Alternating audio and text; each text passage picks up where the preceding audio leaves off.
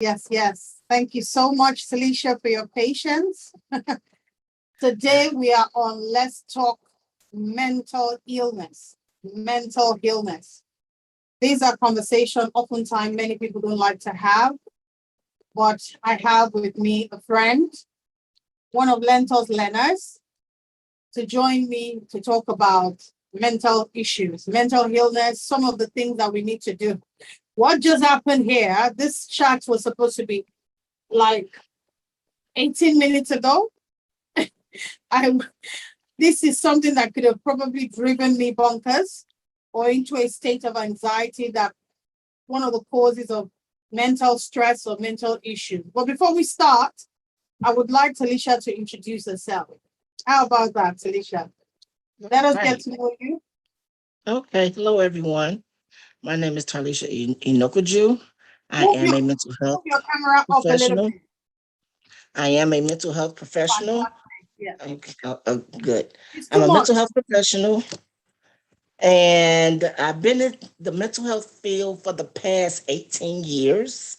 I currently work at I can't say the company right now, but I currently work at a mental health facility where we house mentally ill people. And then before that, I had worked with another organization that was called Community Mental Health Council. I was there 9 years, and I was a team leader there. And so at this my current position, I'm much more of a team leader slash house manager, kind of wear many hats, a crisis manager. So today Mercy and I decide to talk about mental health and wellness and possible treatments with and without medications. Um, Mental health is something that was used to be stigmatized back in the day. It wasn't talked about. A lot of people ran from it or they was too ashamed to talk about it. If they have a loved one that had mental illness, you never really heard about it. Like one of the most mental health issues or one of the most mental health types of symptoms that I'm going to discuss. I'm going to discuss two. I'm going to talk about PTSD and anxiety because those are like the most general. And when you hear the word PTSD, that's post-traumatic stress disorder. And when you hear about that, the first thing that come to mind is military because you heard a lot of PTSD back in the military, but it kind of got a little bit broader. So it's not only military, PT, when you used to be in the military, they see a lot of traumatic events that occurs there. You see a lot of things that's happening, a lot of violence, shooting, killing, a lot of that goes on. And also what surrounds PTSD is like people who's getting raped, kidnapped, and now we seeing more terrorist things that's begin to happen. All this is PTSD, which contributes to anxiety. Anxiety is when we hear anxiety can mean a number of different things. It can be you can get anxiety from uh, depression. You can get anxiety from divorce, or you can have anxiety from losing a loved one, the death of a loved one. Anxiety comes in under a lot of umbrellas. It's just very wide. It's very broad. But one thing I would say is one thing we all kind of have some type of anxiety. It can be from family, like I say, it can be from money. And the way to get away from it is one thing I kind of do every day with my husband. And what he does every day consistently since I met him, he pray. He do a lot of praying. And that kind of helps copes with the day. That helps release some of the stress that we kind of gets into. That helps start the day when you put God first in your life. It kind of makes your day a little bit easier. And that's what you want. That's part of the treatment. That's part of your wellness. And I kind of wrote a couple of things down. I'm not going to read verbatim, but like I said, what causes mental health is a different life experience, like trauma history. It can be child abuse, it can be sexual abuse or witnessing any violence. That's also what can cause mental illness. And I'm just going to ask Mercy. a few questions like, has she ever experienced or do she know anyone who have experienced any mental health illness? And it could be anxiety, PTSD, panic attacks, schizophrenia, just to name a few. And I wanted to find out, like, from her perspective, how she dealt with it, and we can just go on from there. Okay, so based on what I see, it says $5 billion it cost the government from 2009 to 2012. $5 billion US. Mhm. That's in America alone. I don't know in Nigeria because we really don't leverage a lot of our data per se. The rate of suicide now has really spiked because of the pressure resulting from the pandemic that has made a lot of people very depressed. Oh, It yes. has exacerbated situation that people don't know how to get out of, put financial strain on families, on individuals.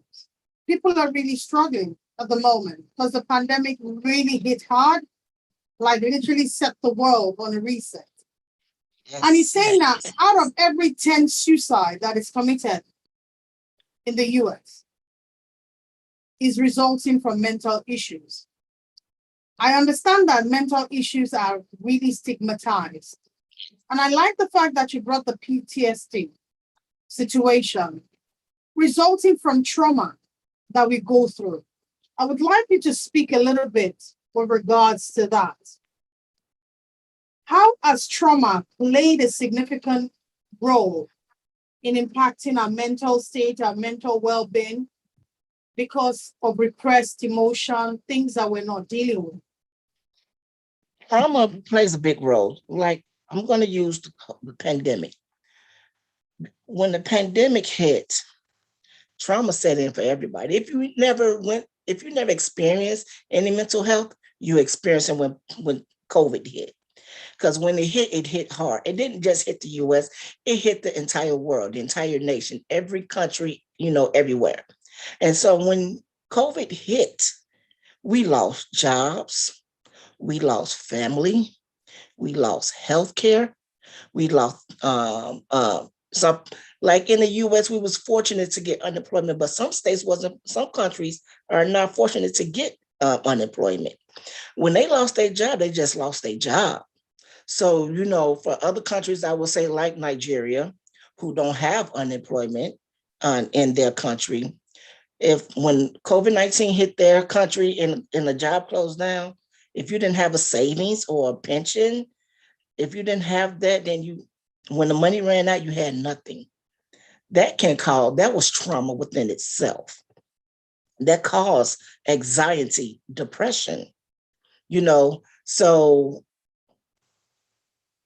COVID-19, this pandemic has caused a worldwide PTSD, anxiety, and depression on all different levels. If you don't have a large support system or even a small support system to help you through these difficulties, whether it was financial reasons or any other reasons, this pandemic caused divorce. It caused a lot of children was even born during this pandemic, which that's a wonderful thing. But me personally, I lost about 4 people with COVID, including my mother. She didn't die from COVID, but she died during COVID-19 regime. She didn't die from it, but she died with this past 6 months ago. So COVID was hitting, so it kind of took a toll on me, where I began to experience some depression. And the way that I got through it was with my family support, my husband's support, and I was still able to work part-time. I still had people that I can lean on. I work with psychiatrists, and I know a psychiatrist, and I work with therapists. I will call on them, I would talk to them, and I would talk to God. That's how I kind of got through it. It's me and my sisters, you know, we still have a hard time dealing with our mother's death, but we get through it with each other. And when we have those moments, those emotional moments, we talk with each other and we talk with our family who also supports us in this death of our mom. So having a big support system plays a big role in your mental health. Your support system can be a family member, it can be your therapist, it can be your psychiatrist, and then you can also take medication if you're not able to handle it. You know, some low dosage medication that your psychiatrist or your psychotherapist can prescribe for you to help keep you calm, you know, just to make you calm where you can focus enough to continue to make it through the day and take care of your family. Because at the end of the day, we still have families to take care of. We still have our children and husband that we need to take care of. We still have to work, that we still have to pay bills. So, you know, at the end of the day, having that big support is the best thing ever. Other traumas dealing with anxiety and PTSD, like I said, it can be anything from sexual abuse. It can be a thing from witnessing violence. And we kind of here in Chicago, it's a lot of violence going on. In Nigeria, there are, you know, some violence that's going on. And so the way here and how we handle it, you know, we have people, we all have police officers that come out and help, but do they really help? Do they really keep the peace? Sometimes they're part of the problem, and sometimes they're the solution of the problem. So it kind of goes hand in hand. But one treatment that I use to help me get through everything, whether it is depression, anxiety, panic attack, PTSD, is, like I say, prayer, and I do meditation. I meditate. I meditate. I can sit down and have my Bible. I can read it, meditate, exercise, go shopping. That kind of helps me with, you know, help me with dealing with stress, drinking a glass of wine, you know, so that kind of helps. That helps with some of the treatment, that help ease some of the pain. But does it go away? No, it comes back. You know, it don't always go away, but you can kind of handle it a little bit more better if it returns. Like in Nigeria, I'm not sure what kind of treatment you guys have there regarding anxiety or PTSD when you guys experience trauma. Like, what is it there in Nigeria that resources that's available to help you guys cope through this with the COVID-19, with the violence that's going on in Nigeria? How do Nigerians cope with this?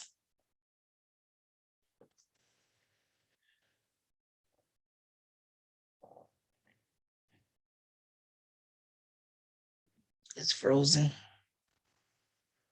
I think it's It's freezing okay. again. Okay. I can hear you. I can hear you. Okay. Carry on.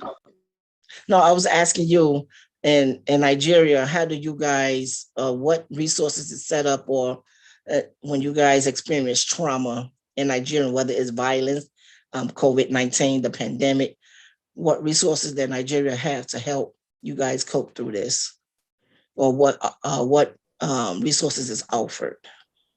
Very, very interesting question that you asked. Yeah. Honestly, there are therapists in Nigeria. I'm not going to say there are not therapists, but in terms of mental illness or mental health conversation, there is a stigma around it down here. Many people would not confront the issue because they just feel it's not part of me, it's not part of my conversation, so I'm not going to have it.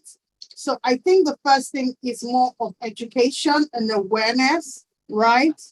I saw a stats now that is quite jaw-breaking. In Africa, it says 66 million women suffer from mental health issues. And this is reports from Economic Forum. Can you hear me? My network Yes, is going yes. wonky, wonky. I know it's going in and out, but I Okay, can hear you. okay. So, as in the World Economic Forum says 66 million women. That's 85% of women do not have access to help to deal with mental health issues. That is a real big problem. So I'd like you to speak to some of the challenges that bring about. I know you've talked about PTSD. I'd Mhm. like you to talk on some of the things that people need to note to be aware of that actually cause mental issues, the triggers that people need to be aware of, and how to start to get support very early on. Okay, one of the triggers, like say for instance, I want to talk about a numerous of different triggers. Um, One of the triggers is with anxiety or what is depression. If you notice a person that's isolating themselves more than usual or too often, isolation is one of the symptoms or behaviors that is identified as a trigger for anxiety or depression, really for depression. If a person, if you see a person, a daughter, son, husband, wife, a friend, if they're isolating themselves too much from the world, from you, that's one of the triggers. And what you want to do is you want to intervene, ask them, hey, is everything okay? What's going on? Is there anything I can do? And if they push you away, go ahead. If they push you away, it's okay. Push them away for a moment. The next day, because they may not be in the mood to talk at that time. So the next day come, they still isolated. You be like, something is wrong. You've been in this room for 2-3 days and you have not came out to shower, eating, even having to drink of water. When it gets to that level, intervene. Intervene immediately. Take that person to see a psychiatrist. Take that person to see a therapist. Here in the U.S., we have crisis hotline. That's considered a crisis.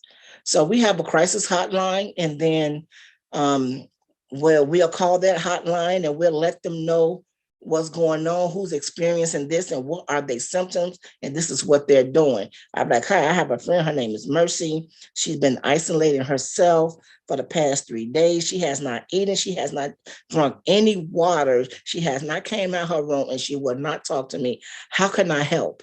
First thing they're going to say is she harmful to herself? No. Is she harmful to others? No. Okay, so that's a good thing. Then police don't need to be called. So they're going to say, okay, well, see if you can bring her in to like a hospital. Like here, everybody don't have health insurance, which is a lot of countries that's going through this. But we do have some hospitals, like we have a hospital, like for instance, Stroger's. They accept people with no insurance. A lot of hospital does it in the initial. If you go to the nearest hospital, they will see you, but they will transfer you out. So we have one that's called Cook County, which is called Stroger's, and they have a psych. I won't say they have a psych ward, but they have a psych clinic where I can probably take you or a friend of mine to see that therapist or that psychiatrist so we can get some type of treatment going, because you can be isolated yourself for numerous of reasons. Like I say, witness violence, stress, being overwhelmed, sexual abuse, so we don't know why that person is isolating and not telling us, but getting help. That's the first thing you want to do, get that person some help. And again, that's part of the awareness. You go out, you step out, don't leave that person, because that person, if they isolate themselves a little bit too much, it can lead to suicidal, and you don't want that with you don't want that. That's something you don't want to experience, someone committing suicide and you had an idea and you knew she was sick, but you didn't help, or he was sick and you didn't help, and they end up killing themselves or cutting themselves or something. So you don't want that on your brain. You don't want that in your heart, because that's kind of heartache. And I experienced a lot of that. I had a lot of members. I had a lot of clients that experienced suicide because, or attempt suicide, or they knew someone who committed suicide because they didn't open up, they didn't reach out. Reaching out is very important to a person who is isolating themselves or being sick, like schizophrenia.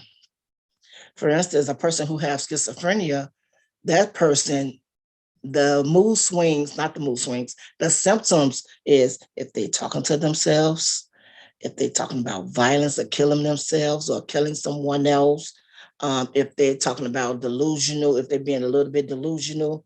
Can you hear me? Because it went blank. No, I can hear you. It's my Okay. network. My Okay. apologies. No problem. Being delusional or have delusional thinking, auditory hallucination when they're talking to themselves, or, when you see a person experience that, get them help immediately. Get them to a psychiatrist immediately, or a therapist, or the nearest hospital. You reach out to them quickly and get them some help, because you don't want them hurting you. You don't want them hurting someone else, and you don't want them hurting themselves. So you want to reach out to that person and grab that person by the hand, take them take them to go get immediate help. Those are some signs. When you see a person, different signs, like I said, again, is whether it can be a behavior issue, which is schizophrenia. When a person who has or experienced schizophrenia, those behaviors are, like I said, auditory hallucination, homicidal ideation, talking to themselves, delusional thinking, or how you could be sitting, man, you could be sitting down talking, and we have a friend in between us, and they'll just get up and start talking to themselves, and you will be looking at them like, what is going on? But since we are aware of it and we're no longer stigmatized by it, you be like, okay, you want to observe that person. Because if that person starts talking to themselves a little bit more than usual, and they just doing a little bit extra, you want to observe their movement, you want to observe their behavior, you want to jot it down, you want to write it down. So when you go take that person to the hospital, you be like, okay, on this day, this person was acting like this. On that day, this was he or she was doing. On this day, blah, you want to just write it down, keep a note of it, keep a tab. So they'll be like, oh, okay. They'd be able to diagnose that person and give that person some medication. Schizophrenia is not curable, but it's manageable. It is manageable by taking medication and seeing your therapist. Yeah. Ain't no cure for schizophrenia, schizoaffective people who's experienced these symptoms. Okay, thank you so much, Alicia. According to the World Economic Forum, it's talking about many women that get help for mental illness. 80% of them get better within 6 months because they are introduced to different diets, introduced to some educational materials, and generally the walkthrough with them, it's always transformational. I would say for me, I had a breakdown so that it's not over people's head. I had a breakdown a couple of weeks ago due to stress. I've overworked myself aground, But like Tarlisha said, one thing was key for me. I know my source. I know who my help is, which is God. What are some of the things that I did that really helped me to mitigate and helping me overcome? Number one, the Holy Spirit told me to start a prayer walk. I call it a prayer walk. My time apart where I can just talk to God all by myself in the morning. And it actually set the tone for me. I'm not working out because I want to lose weight. I call it a prayer walk. So that is my motivation because I know I'm having a communication with God. It motivates me to actually get into that habit of doing some things, some physical exercise. You might be struggling with mental health issues. You might be going through depression. You might be feeling anxiety.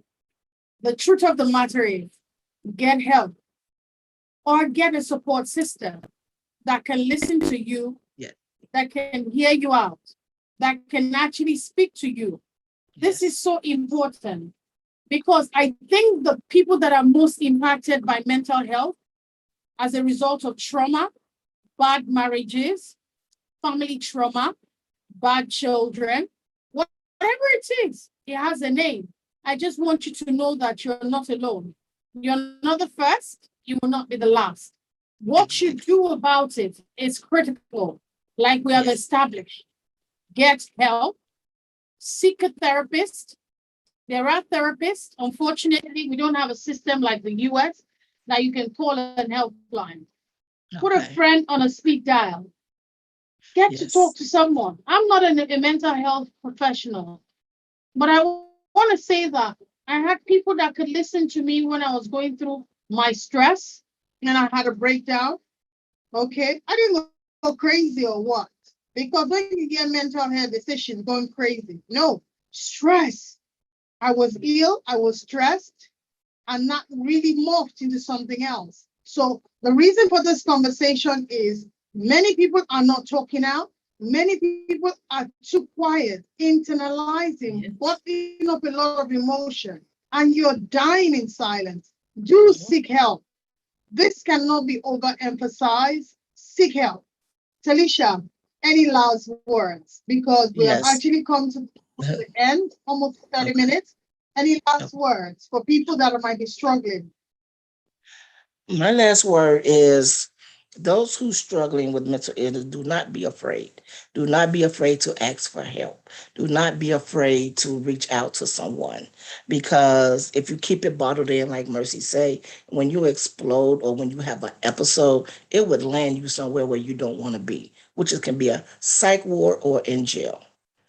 So you don't want to land there. That's not where you, and jail is not going to help. A psych ward probably will help better because they are equipped to handle your behavior, your mood swings, or whatever issues that you may going through.